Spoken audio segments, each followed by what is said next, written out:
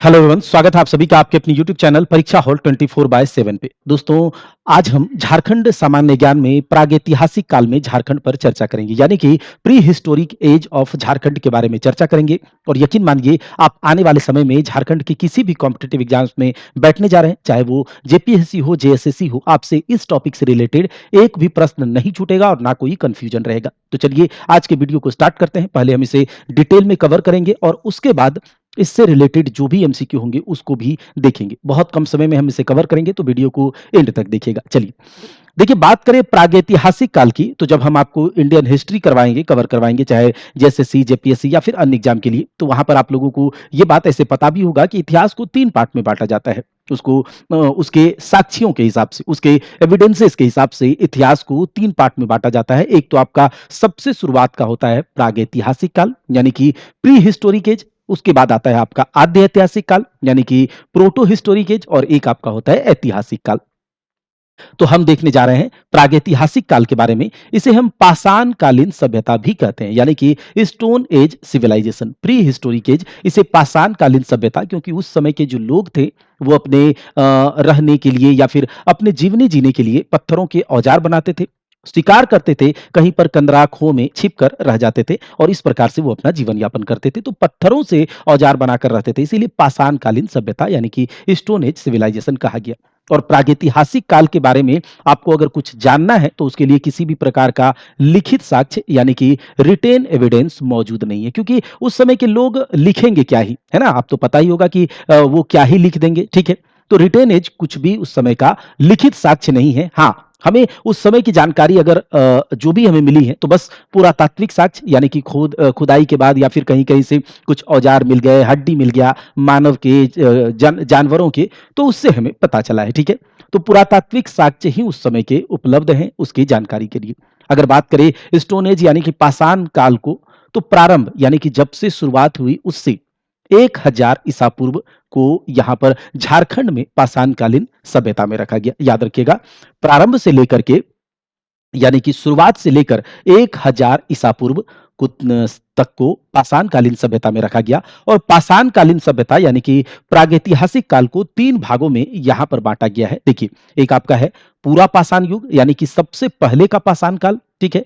Palaeolithic as कहा जाता है। ये क्लास पूरी तरह से बाइलिंगुअल होगा, इसीलिए इंग्लिश और हिंदी का कोई प्रॉब्लम नहीं होगा, याद रखिएगा, ठीक है? तो पूरा पाषाण काल यानी कि पैलियोलिथिक एज, प्रारंभ से लेकर 10,000 ईसा पूर्व तक।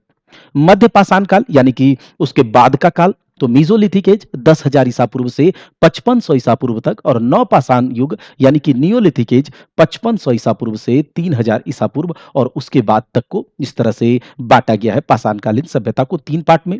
पैलियोलिथिक, मीजोलिथिक, नियोलिथिक, यानी कि पूरा पाषाण काल, मध्य पाषाण काल और नवपाषाण काल, ठीक है? इतना आप लोगों को यहाँ से पता चल गया होगा। आगे चलते हैं।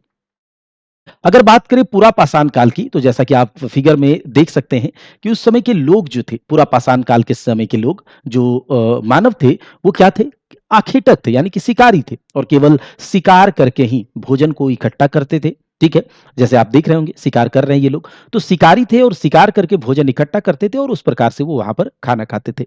पूरा पाषाण काल का कुछ एविडेंस हजारीबाग से पाषाण कालीन जो मानव के द्वारा बनाए गए कुछ पत्थर के औजार मिले हैं, जिससे हमें पता चलता है कि झारखंड में प्रागैतिहासिक काल या फिर पूरा पाषाण काल का क्या इतिहास रहा है। तो याद रखिएगा, पूरा पाषाण काल जो कि झारखंड में अगर बात करें पैलियोलिथिक एज की, तो उस समय के लोग जो यहाँ पर थे वो आखेटक यानी कि शिकारी थे, हंटर्स थे और शिकार करके भोजन को इकट्ठा करते थे और कुछ कबीलों में रह करके अपना-अपना जीवन यापन करते थे। हजारीबाग से पाषाणकालीन मानव निर्मित पत्थर के औजार मिले हैं, याद रखिएगा, ठीक है?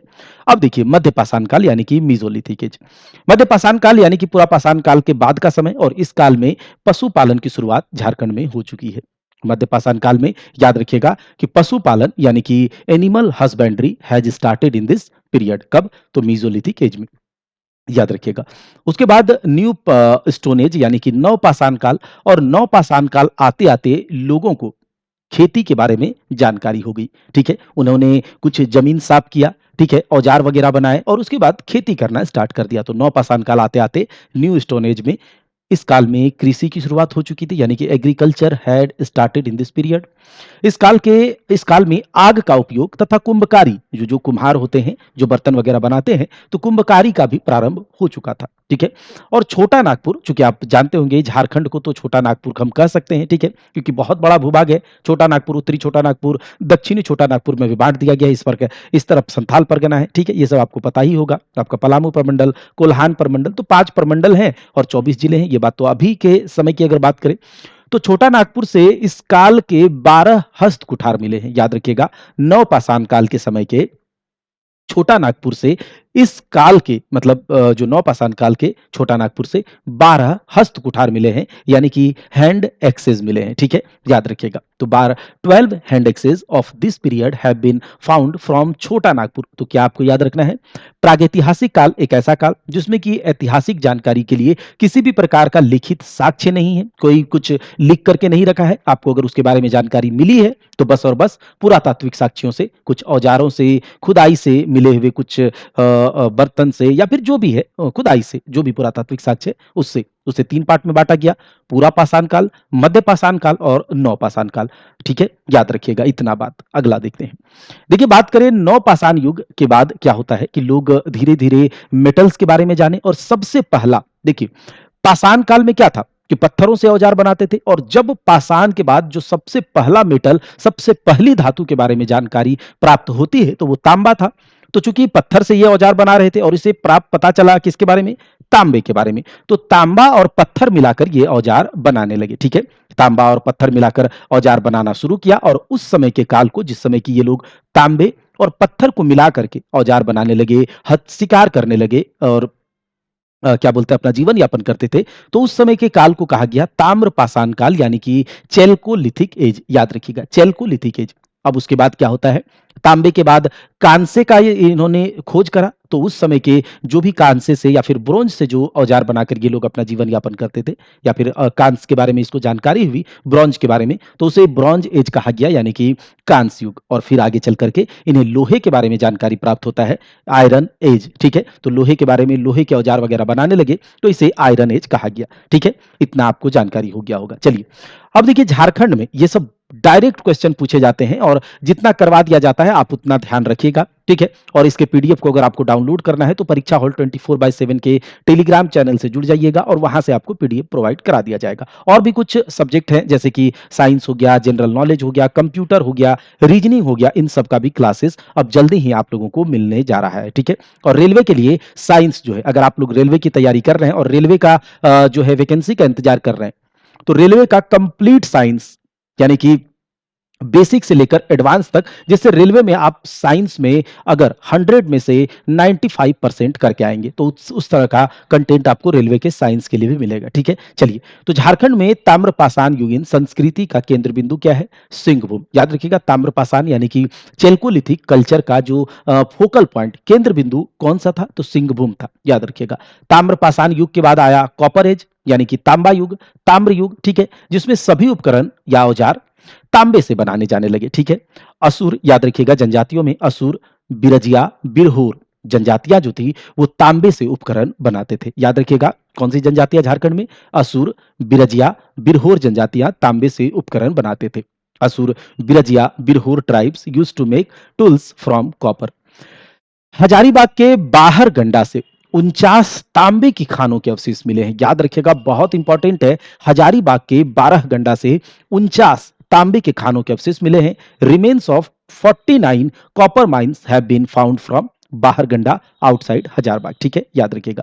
अब झारखंड में ताम्र युग के बाद क्या आया, कांस्य युग आया। तो bronze age came after the copper age in Jharkhand. अब देखिए, और उसके बाद कांस्य युग के बाद लौह युग आता है, ये सब याद रखिएगा। असुर व बिरजिया जनजातियों को कांस्य यानी कि ब्रॉन्ज और लोहे यानी कि आयरन से निर्मित औजारों का प्रारंभकर्ता माना जाता है। तो अगर आपसे पूछा जाए कि कौन सी जनजातियां झारखंड में हैं जिन्हें कि कांसे और लोहे से बनाए जाने वाले औजार का प्रारंभकर्ता माना गया, तो आप कहेंगे असुर तथा बिरजिया जनजाति। ठीक है, असुर, बिरजिया, बिरहोर, खड़िया झारखंड की प्राचीनतम जनजातियां हैं। याद रखिएगा, असुर, बिरजिया, बिरहोर, खड़िया ये सब झारखंड की प्राचीनतम जनजातियां हैं। जब हम जनजातियों को आपको करवाएंगे, ठीक है, तो वहां भी आपको बताएंगे, लेकिन पहले जानिए कि असुर, बिरजिया, बिरहोर, खड़िया झारखंड की प्राचीनतम जनजातियां हैं और इनमें भी असुर जनजाति जो है सबसे प्राचीन जनजाति है, याद रख लीजिएगा। हिंदी इंग्लिश दोनों है, आपको पीडीएफ प्रोवाइड करा दिया जाएगा। Asur, Birjia, Birhor, Kharia are the oldest tribes of the Jharkhand and Asur is the most ancient tribe among them, ठीक है। अब देखिए, अलग-अलग स्थान से, झारखंड के अलग-अलग स्थान से जो कुछ पुरातात्विक अवशेष मिले हैं, जो कुछ आर्कियोलॉजिकल जो रिमेन्स मिले हैं, उसके कुछ नाम पूछे जाते हैं एग्जामिनेशन में और कुछ इंपॉर्टेंट है जो पूछे जाते हैं डायरेक्ट, जैसे कि हजारीबाग के कहाँ-कहाँ से मिले हैं? तो याद रख लीजिएगा बाहरगंडा से, इसको से बहुत इंपॉर्टेंट है, इसको से हर बार सवाल पूछा जाएगा अगर झारखंड के एग्जाम आप दे रहे हैं। इसको है, सीतागढ़ा पहाड़ है, दूध पानी है, दुमदुमा है, इन सब से बहुत कुछ मिला है, ठीक है?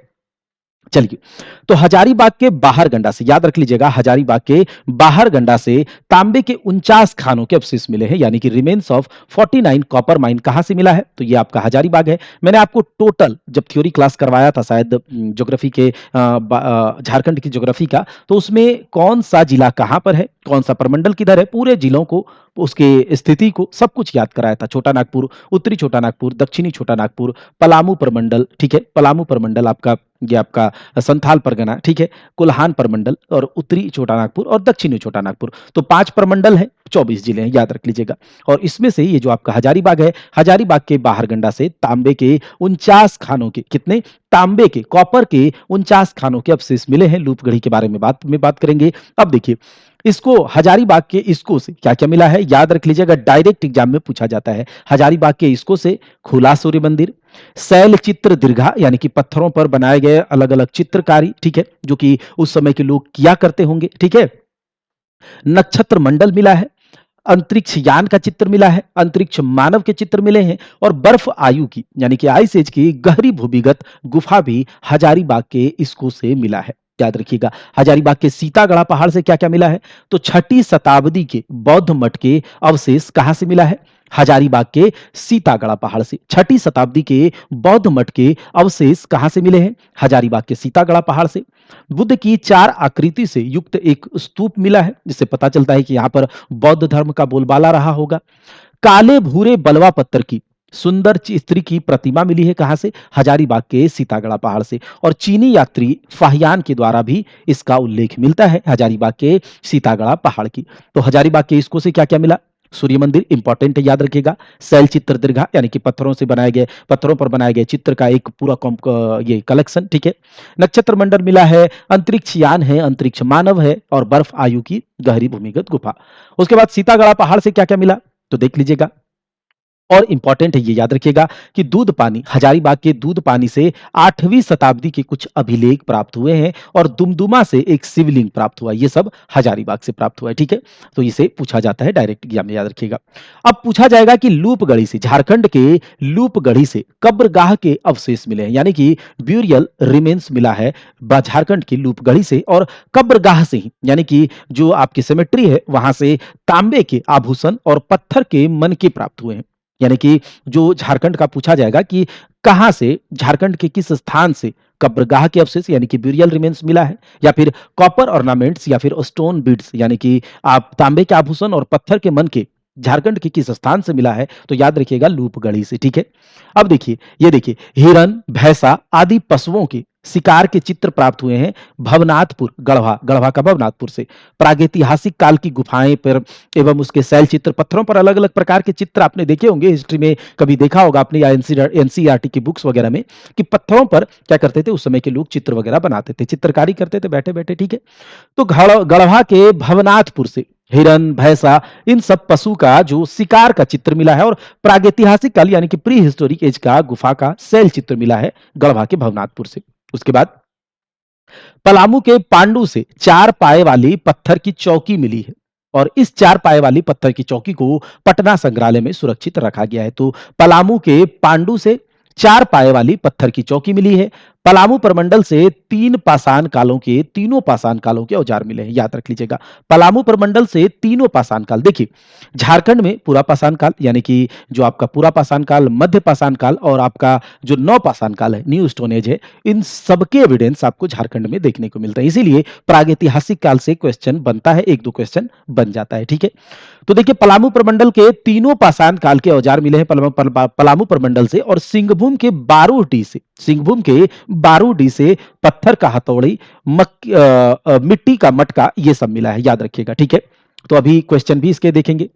और देखिए सिंहभूम के बेनू सागर से 7वीं शताब्दी की जैन मूर्ति मिली है, ठीक है। बहुत इंपॉर्टेंट है, याद रखिएगा, पूछा जाएगा कि बताइए सिंहभूम के किस स्थान से 7वीं शताब्दी की जैन मूर्तियां मिली है, तो आप कहेंगे बेनू सागर। कहां से? बेनू सागर से मिला है। और सिंहभूम के बोनगरा से कुल्हाड़ी मिला है, रिंग स्टोन टाइप का वलय प्रस्तर मिला है, ठीक है।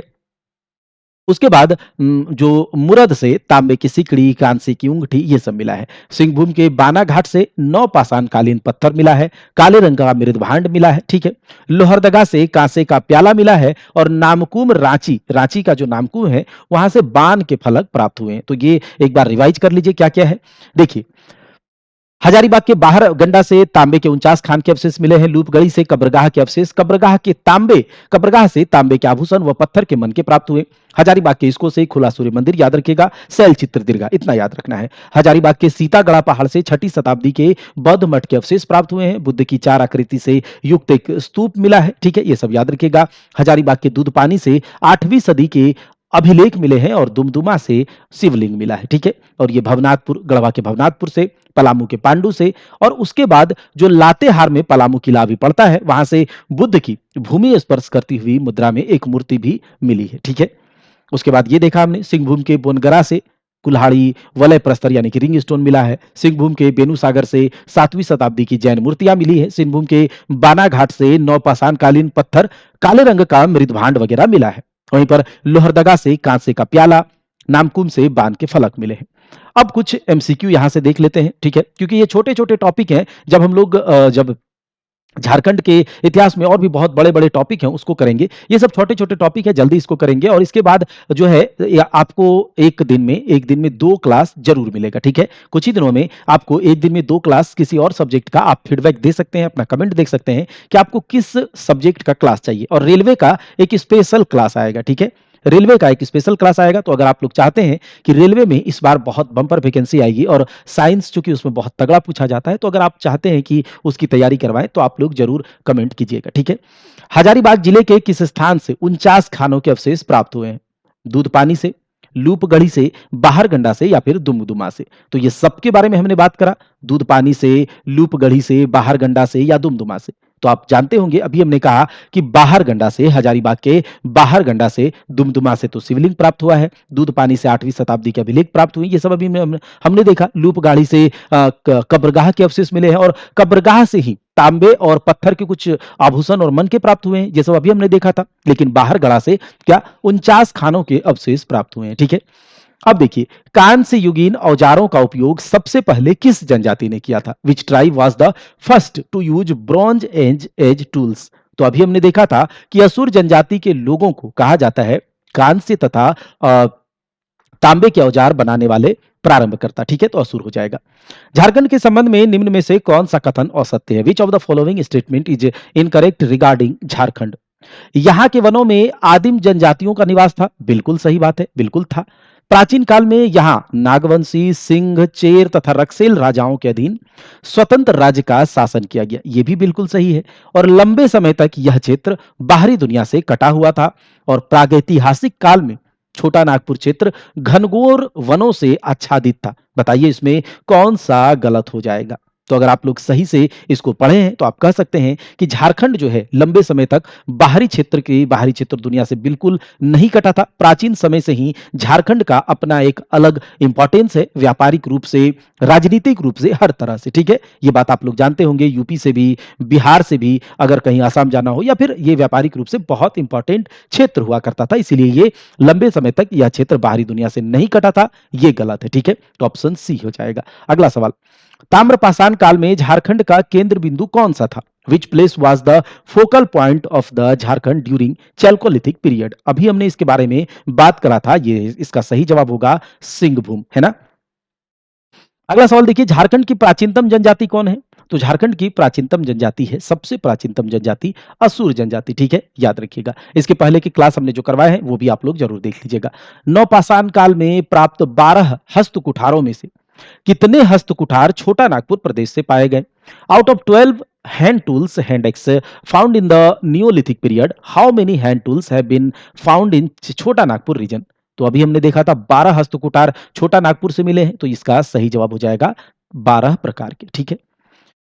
अगला देखिए, झारखंड के किस जनजाति को लौह युगीन औजारों का प्रारंभकर्ता माना जाता है? प्रारंभकर्ता माना जाता है। Which tribe of Jharkhand is considered to be the originator of iron age tools? Munda तथा हो, असुर तथा बिरजिया, असुर तथा हो, बिरजिया तथा मुंडा। तो जहां पर असुर है वही आपको टिक कर देना है, तो ये हो जाएगा असुर तथा बिरजिया, ठीक है। झारखंड के किस काल के सबसे प्राचीन अवशेष प्राप्त हुए हैं? तो देखिए, सबसे प्राचीन तो पूर्व पूरा पाषाण काल है, तो इसी के हो गए, क्योंकि तीनों काल के यहाँ पर अवशेष प्राप्त हुए हैं, तो यही हो जाएगा सबसे प्राचीन प्राचीन पूर्व पूरा पाषाण काल। झारखंड के किस स्थान से पाषाण कालीन मानव के द्वारा निर्मित पत्थर के औजार प्राप्त हुए हैं? कहा जा रहा है, from which place of Jharkhand stone tools made by stone age man have been found? तो ये मिला है आपका हजारीबाग से, ठीक है। हजारीबाग से, झारखंड के हजारीबाग से पाषाणकालीन मानव के द्वारा निर्मित बनाए गए पत्थर के औजार मिले हैं। अगला देखिए, निम्न में से किस स्थान पर झारखंड में नक्षत्र मंडल, अंतरिक्ष यान और अंतरिक्ष मानव के पुरातात्विक काल के चित्र प्राप्त हुए हैं? At which of the following places in Jharkhand pictures of constellations, spacecraft, astronauts of the archaeological period have been found? ये कहां से हुआ था? हमने अभी देखा था कि ये हजारीबाग के इसको से प्राप्त हुआ है, ठीक है। हजारीबाग के इसको से, इंपॉर्टेंट है, याद रखिएगा। इनमें से किस स्थान से मिट्टी की दीवार, मिट्टी के कलश और तांबे के औजार प्राप्त हुए हैं? तो अभी हमने देखा कि पलामू के पांडु से मिट्टी की दीवार, मिट्टी के कलश और तांबे के औजार प्राप्त हुए हैं, ठीक है। अगला सवाल देखते हैं, झारखंड के किस स्थान से बौद्ध मठ के अवशेष मिले हैं? तो बौद्ध मठ के अवशेष हजारीबाग के सीतागढ़ पहाड़ से, अभी हमने देखा था, ठीक है। सीतागढ़ पहाड़ याद रखिएगा, और सीतागढ़ पहाड़ से और क्या क्या मिला है ये भी हमने पीडीएफ में दे दिया है और आपको बताया भी है, तो आप एक बार जरूर देख लीजिएगा। अगला सवाल देखिए, झारखंड के किस स्थान से पुरातात्विक काल के आखेट के चित्र प्राप्त हुए हैं, जिनमें हिरन, भैंसा इत्यादि पशुओं के चित्र हैं? तो इस टाइप के प्रश्न पूछे जाते हैं और नहीं छूटेंगे आपसे। From which place of Jharkhand pictures of hunting of archaeological period have been found in which there are pictures of animals like deer, buffalo etcetera? तो ये क्या है? भवनाथपुर, गढ़वा का भवनाथपुर से ये मिला है। झारखंड में ताम्रपाषाण काल का केंद्र बिंदु निम्न में से कौन सा स्थान था? तो अभी हमने देखा सिंहभूम था, ये फिर से रिपीट हो गया। झारखंड में मानव के द्वारा सबसे पहले कौन सी धातु का प्रयोग किया गया है? तो इसमें तो कोई दो राय नहीं है। ताम्रपाषाणिक एज आया था पाषाण एज से, तो कॉपर हो जाएगा, तांबा, ताम्र, ठीक है। अगला सवाल, रांची जिले के किस स्थान से तांबे तथा लोहे के औजार और बाण के फलक प्राप्त हुए हैं? From which place in Ranchi district have copper and iron tools and arrowheads have been found? तो ये रांची के नामकुम से, अभी हमने देखा था, ठीक है। निम्न में से किस स्थान पर 7वीं सदी की जैन मूर्तियां प्राप्त हुई थी? 7वीं सदी की जैन मूर्तियां कहां से प्राप्त हुई है? हजारीबाग, बोनगरा, दुमका या फिर बेनूसागर से? तो इसका सही जवाब क्या होगा? तो सिंहभूम का बेनूसागर, ठीक है। सिंहभूम का बेनूसागर अभी हमने देखा था, ठीक है। सिंहभूम के बेनूसागर से ये प्राप्त हुआ है। चलिए, तो इसका सही जवाब हो जाएगा बेनूसागर। अगला देखिए, झारखंड के विभिन्न स्थानों से प्राप्त पुरातात्विक अवशेषों के संबंध में निम्न में से कौन सा कथन असत्य है? Which one of the following statement is incorrect regarding the archaeological remains obtained from different places of Jharkhand? तो अभी आप इसका आंसर खुद से करिए। लूपगढ़ी से कब्रगाह के अवशेष प्राप्त हुए, बिल्कुल सही बात है। नामकुम से तांबे, लोहे के औजार और बाण के फलक प्राप्त हुए हैं, बिल्कुल सही बात है। और दुमदुमा से 8वीं शताब्दी के अभिलेख प्राप्त हुए हैं, बिल्कुल गलत। ये दुमदुमा से, हजारीबाग के दुमदुमा से शिवलिंग प्राप्त हुआ था। और आपको ये बताना है कि हजारीबाग के किस जगह से 8वीं शताब्दी के अभिलेख प्राप्त हुए हैं, अभी हमने बताया था, तो ये गलत हो जाएगा कि दुमदुमा से 8वीं शताब्दी के अभिलेख प्राप्त हुए हैं। बोनगरा से हाथ से बने मृदभांड और पत्थर के मन के प्राप्त हुए हैं, ये सही है। चलिए, अगला सवाल देखते हैं। झारखंड के निम्न में से किस स्थान से प्रागैतिहासिक काल की प्राकृतिक गुफा और दुर्लभ शैल चित्र प्राप्त हुए हैं? From which of the following places of Jharkhand natural cave and rare rock paintings of prehistoric period have been found? इसका सही जवाब क्या होगा? तो ये है आपका गढ़वा के भवनाथपुर से प्रागैतिहासिक काल की प्राकृतिक गुफा और दुर्लभ शैल चित्र प्राप्त हुआ है, ये भी हमने देखा था। अगला देखिए, झारखंड के किस जिले से प्रागैतिहासिक कालीन कांसे का प्याला प्राप्त हुआ है? अभी हमने देखा था कि जो कांसे का प्याला प्राप्त हुआ है,